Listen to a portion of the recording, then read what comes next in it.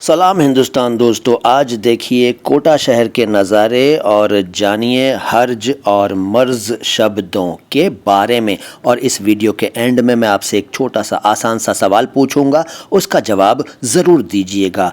तो हर्ज और मर्ज आपने अक्सर बोलते सुना होगा लोगों को, या शायद आपने भी बोला होगा कि इसमें क्या हर्ज है। या आपने वो शेर सुना होगा जिसका एक मिसरा है, मर्ज बढ़ता गया ज्यों ज्यों दवा की। तो आज मैं आपको हैरान कर देने वाली जानकारी दे रहा हूँ ये कहकर कि हर्ज और मर्ज गलत शब्द हैं। जी हाँ, हर्ज भी गलत है और मर्ज भी गलत है। हर्ज मर्ज एक साथ बोलना भी गलत है। तो फिर सही क्या है?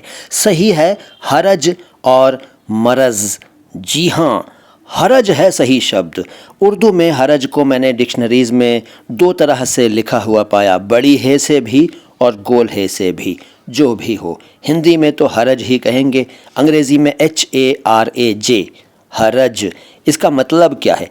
इसका मतलब है नुकसान, हानि और परेशानी, तकलीफ़, डिफ़िकल्टी, हार्म, ट्रबल। तो ये एक जानकारी हुई। और इसका एग्जाम्पल ये हो सकता है कि इसमें क्या हरज है। हर्ज ना कहें, हरज कहें, ठीक है। अब मरज़, मरज़ का मतलब है रोग, बीमारी, सिकनेस, डिजीज़, व्याधि, इलनेस। अरबी से आया है मरज़ शब्द और हरज भी अरबी से आया है।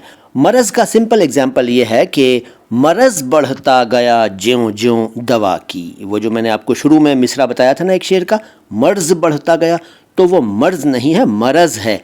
मरज़ बढ़ता गया ज्यों ज्यों दवा की। तो आज के वीडियो में आपको ये जो छोटी सी लेकिन कीमती जानकारी मिली, ये कैसी लगी आपको कमेंट बॉक्स में बताइए। और अब बारी है सवाल की। आज का सवाल है कि ये जो नज़ारे आप देख रहे हैं, ये जिस शहर के हैं, वो शहर भारत के किस स्टेट में है?